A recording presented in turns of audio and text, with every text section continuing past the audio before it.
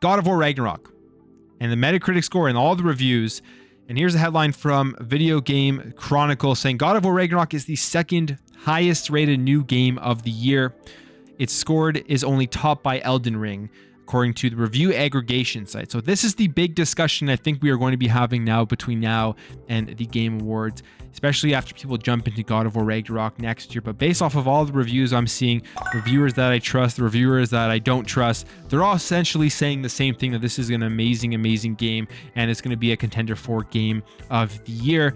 And right now, I believe it is at the same score as the God of War 2018 point. With God of War 2018 was the 94 or 95 right now. God of War Ragnarok, if we take a look here, still sitting at a 94 with multiple 100 reviews. You can go down here, Game Informer, all of the IGN sites from the different parts of the world, Gaming Bold, Video Gamer, PC Games, PlayStation Universe. Obviously, PlayStation websites are going to be very excited for God of War. Push Square, another PlayStation affiliated website, I could say, Twinfinite, VGC, all giving this game 100 with a lot of praise for the writing, a lot of praise for the storytelling, the character development, the gameplay, saying there is some new stuff in the gameplay, the exploration and the side quests and things like that. So looking very cool. But the biggest question people are going to have now, I think definitely after they jump into God of War next week, is how is this game comparing to Elden Ring? So as we know, Elden Ring was the most talked about, the most popular game so far that we've seen in 2022. They kind of brought us back to that older video game feeling where you just explored, got lost into the world. It was an incredibly done game. There was no hand holding. It's a great game. And God of War Ragnarok is going to be a completely different style of game. Definitely going to be a lot more linear, a lot more with that narrative, highly cinematic style of stuff that PlayStation generally brings to their games. But I think God of War, for myself personally, when it comes to PlayStation first-party games, I'm not a fan of them all. I like their games that are really, really focus on fun gameplay. Like I am not the biggest fan of like Uncharted. I'm not saying it's a bad game, but for me, I always found the gameplay in Uncharted just not that great. I'm a big fan of games like Ratchet and Clank, where it's tons of fun gameplay, really focuses on that side of things. I love God of War from the PS2 days all the way up to the 2018 version. Very, very high gameplay, fun action, fast-paced slashing and stuff like that. 2018 was a little bit slower. Obviously, it was a big change from the older style of games. So I was really, really excited for God of War Ragnarok. Now I am even more excited after playing, or haven't played it yet, but after seeing all of these reviews.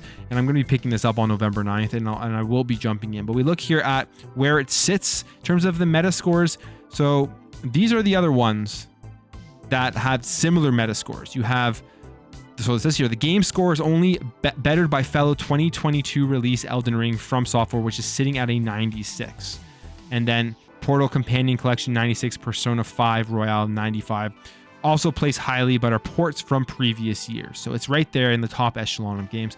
And if you're somebody who is a PlayStation fan, a PlayStation gamer, I think this is going to be something that has you really excited. Also going to be something that people are going to be able to easily use for the narrative of 2022, that Xbox has no games in terms of the big first party stuff, because no matter how we look at this, talked about this at the beginning of the week with Phil Spencer said in his interviews with the I Just Steam podcast, that there's really no more excuses going into 2023 for a big AAA experience from an Xbox games studio, a first party studio, where they're going to be trying to get a reception like God of War is getting. Now, people look at Xbox Game Studios and they say it has no games. They say their games are bad. You look what happened in 2021.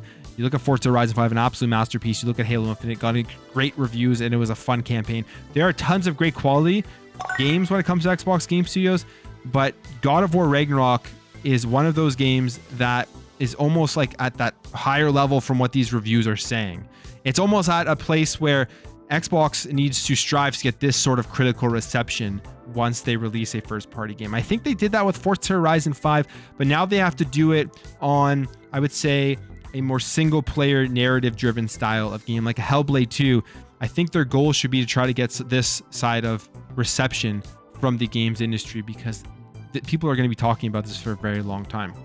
So the thing here with God of War Ragnarok Are you guys going to be playing this? Are you guys going to be picking it up? Do you have a PS5? Are you playing it on PS4? We also got the specs, I guess you could say, and how this game is going to be running in terms of 4K, 1440p, all that type of stuff. On the PlayStation 4, it's going to be at 30 FPS, and then on the PS5, you're going to have many different like performance and quality modes, and then running at 60 FPS. But very excited to jump into this one.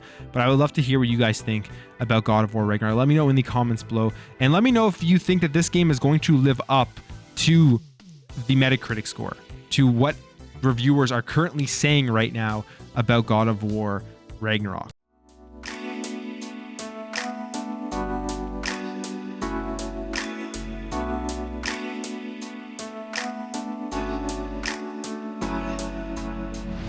Bye.